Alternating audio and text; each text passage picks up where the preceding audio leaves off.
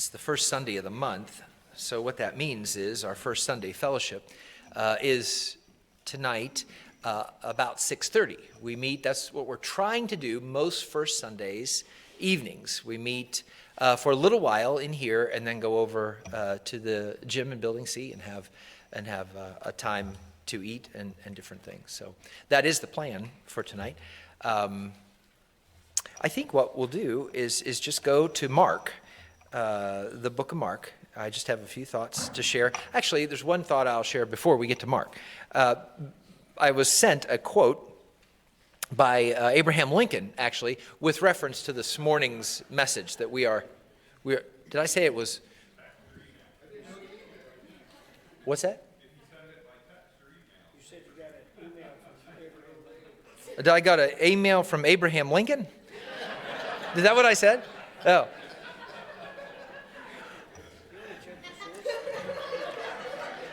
I got an email with a quote by Abraham Lincoln. It's important where you put the pauses and the commas, isn't it? A quote by Abraham Lincoln was emailed to me by somebody else today with regard to, what is it even about? I can't even remember. It's about the message this morning and about how we were made to grow and develop and change and all that stuff. But this is something that Lincoln observed. He said, beavers build houses, but they build them in no wise differently or better now than they did 5,000 years ago. Ants and honeybees provide food for winter, but just in the same way they did when Solomon referred the sluggard to them as patterns of prudence. Man is not the only animal who labors, but he is the only one who improves his workmanship. I thought that was good. We are made to change and to develop and to grow and to improve. Anyway, Mark, the book of Mark, chapter 1, just a couple verses there at the beginning. We pick up where we left off last week. Mark writes to us, he says, verse 9, sorry. At that time, Jesus came from Nazareth in Galilee and was baptized by John in the Jordan. Just as Jesus was coming up out of the water, he saw heaven being torn open and the Spirit descending on him like a dove, and a voice came from heaven, "You are my Son, whom I love. With you I am well pleased." Although I can imagine the voice was more like, "You are my Son." You know, that's what we imagine. I want to point out just quickly a couple examples of things we talked about in the introduction that have to do with Mark's style. They appear already here in the text. First, with regard to the fast pace, you know, the Bible's fastest book. Notice at the beginning of verse 10, my translation says just as. Or maybe your version might say something different. It might say straight away if you have an older version. Or as soon as, or immediately. They're all interpreted that way. You see, it's that fast-paced thing. Mark is moving us along already. Just as Jesus was coming up out of the water. The action words, all of that. We talked about seeing those in the book of Mark. Mark, wants us to get to the chili social quickly tonight too. He's trying to move us along, so we'll just keep moving. That's one thing I wanted to point out. The other is Mark's descriptive use of language. We mentioned that a couple times in the introductory comments. All three synoptic gospels, Matthew, Mark, and Luke, all three include the account of John baptizing Jesus. But Mark uses these stronger, maybe more vivid, colorful speech. He uses them differently. He uses words differently than the others. And you see that there at the end of verse 10, where Matthew and Luke simply say, the heavens were opened. Mark says, I saw heaven being torn open. Or I watched the heavens being split apart. I don't know how your translation reads, but it's more than what Matthew and Luke say. Actually, this is the same verb that Mark later uses to describe the veil of the temple when it is torn in two during Jesus' crucifixion. You know, it was ripped in two, torn in two, split in two. Here at the baptism, It's the same thing being described by all three synoptic gospels, the same event, that's obvious. But the picture is just clearer, and it's more alive in Mark, which again reflects his purpose to be convincing and persuasive to the Roman mind. Remember we talked about that. He is writing probably to believers, new believers at Rome, Gentile believers at Rome. And he's trying to persuade them and trying to give them as much evidence as possible for the reality of Jesus. This language in particular also recalls the prophet Isaiah's plea for God to tear open the sky and come down and deliver his people, Isaiah 64:1. So it could well be that Mark or Peter, if you take into account the fact that these are probably words from Peter's sermons that Mark is written down for us. Somebody remembered that word from Isaiah, and maybe they see it as part of the beginning of God's answer to Isaiah's prayer. Right here, it's happening. Anyway, that text I read, there's several parts of this that we could invest hours in, but I'm just going to pick one. I want us to notice tonight, just quickly, the presence in this moment of all three persons of the Trinity. Jesus, of course, is here in bodily form. God the Father, too, in this apparently kind of semi-private, semi-public experience. Everybody heard something, everybody witnessed it. Jesus heard the words. He was called Beloved Son, upon whom the Father's divine pleasure rested. So you got Jesus the Son, God the Father, and then the Spirit in this remarkable way appeared in order to somehow mark Jesus as the one equipped for the task at hand. All three members of the Trinity. That sort of interaction and relationship between Father, Son, and Spirit, we see that sort of thing only very rarely. At very special moments. And that should cause us to think something a little more deeply about this moment here. A previous time would be at the start of creation. We read about that in Genesis, and we read about it in the Gospel of John. The creation involved the Father doing the creating, doing the planning, doing the creating. Jesus, the Word of God, is created by the Word, and the Spirit, Genesis says, who hovered or brooded over the waters. So it is appropriate, then, that the same Father, Son, and Spirit appear here at the beginning of the world's recreation. You see? Just as they were at creation, now they are here at recreation. The God who took the initiative, who took the action to make the world, is now taking action and initiative to remake his world, to return it to the way it was intended to be from the very beginning. As the Son, Jesus would proclaim and would bring into reality God's redemption and God's deliverance. And God would give the Spirit to the Son so that Jesus could fulfill the call and the work. All had a role to fill, but none filled their role on their own. They worked together, separate, yet one in both essence and purpose, the three members of our triune God.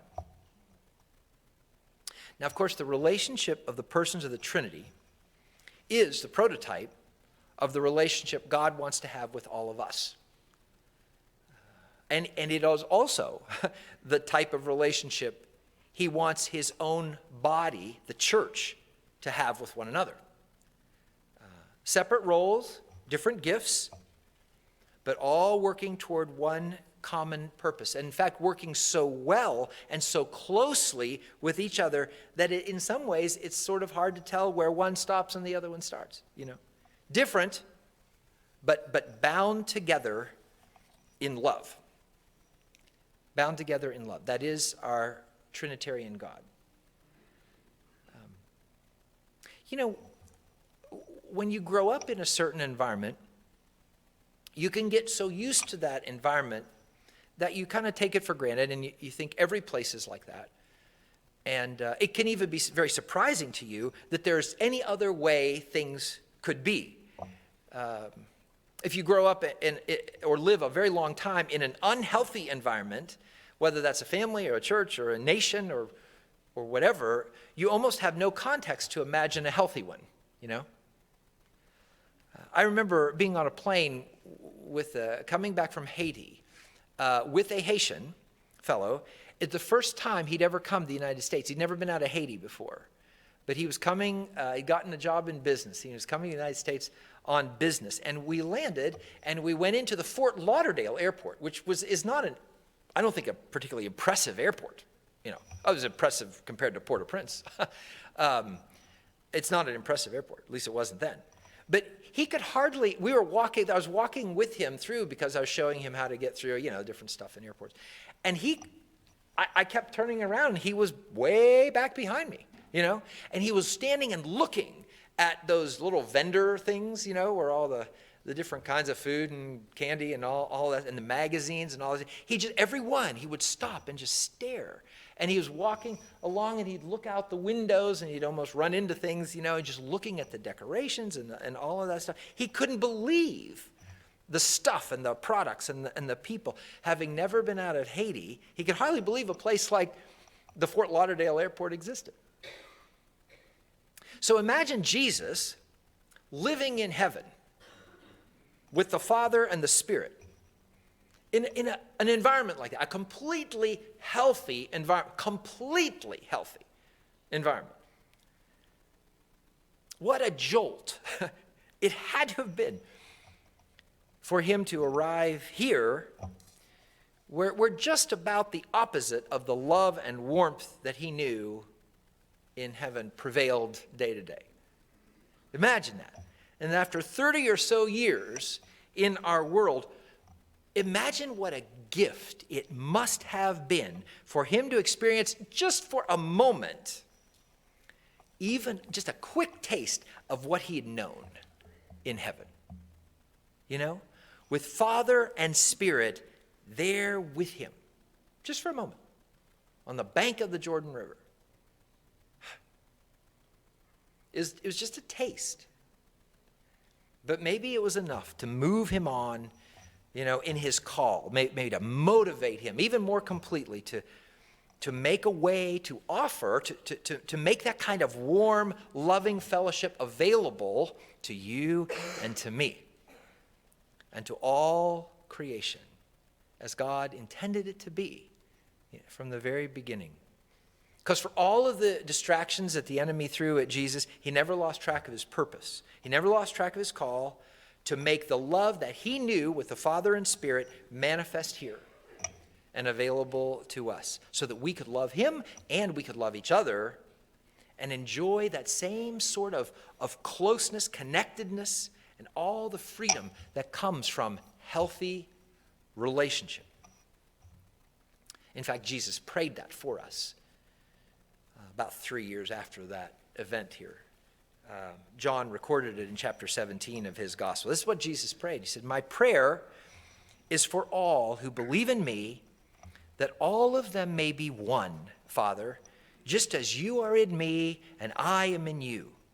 May they also be in us, so that the world may believe that you've sent me. May they be one as we are one, I in them, you in me, so that they may be brought to complete unity. Then," he says, "the world will know that you sent me and have loved them even as you have loved me."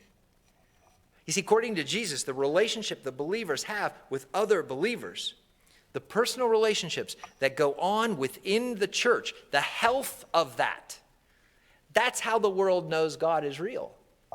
There's one way, anyway. The way we love each other shows the world the relationship of the Trinity itself. Our love and care for each other show the world that God is in us. It really says to the world, God must be in us because we could never get along that well if God wasn't involved somehow. I mean, that's the fact of it. We're not that good. We're not that good a liar. And we're not that good of pretenders. The church itself is a reflection of the relationship of Father, Son, and Spirit. So just think about that when you disagree with other people here. You know? Think about that. Think about that as you get ready to tell somebody off. Think about that as you consider abandoning your commitments or forgetting about your vows, promises you've made, not to husband and wife, but to people here. Think about that even tonight as we sit across the table from one another. Jesus wants us to have the same sort of relationship with him and with each other as he has with the Father and Spirit. In fact, Jesus died so we could experience that degree of good and love. And he sent his Spirit to provide the power so that might actually come to be. Jesus said, Father, I have made you known to them and will continue to make you known in order that the love you have for me may be in them and that I myself may be in them. Jesus wants it, and he makes it possible. Will we receive it? And will we practice it? That's the question. That's what every interaction that we have with another Christ follower is. It's practice. It's training for heaven. That's what it is. It's spiritual weightlifting. And Jesus knows some people are heavier to lift than other people. You know, he understands that. Spiritual muscle building and cardio workout, all rolled into one. Every interaction we have, every conversation, every disagreement, every misunderstanding, every argument, it's all spiritual training. These socials, you know, these First Sunday fellowships, whatever you call them on Sunday nights, you think they're just to eat and to kill time and to gossip or whatever? No. They're training sessions for depending on Jesus and his Spirit to help us, to teach us, to grow us in love. Because if we're going to spend eternity together, we better learn how to do that. And the other thing is the unsaved world is depending on us to do it well, to love each other, so they might see God in us and believe that he's real. Learning to live Trinity love. That's what Jesus came to bring. And that's what the Spirit can grow in the life of a Christ follower. So is he growing that in you? Are you letting him grow that in you? Tonight is a great opportunity to practice. Great opportunity to practice. Pastor Dwight's going to come and bless our food, and then we'll go on over to the gym, to Building C. Okay.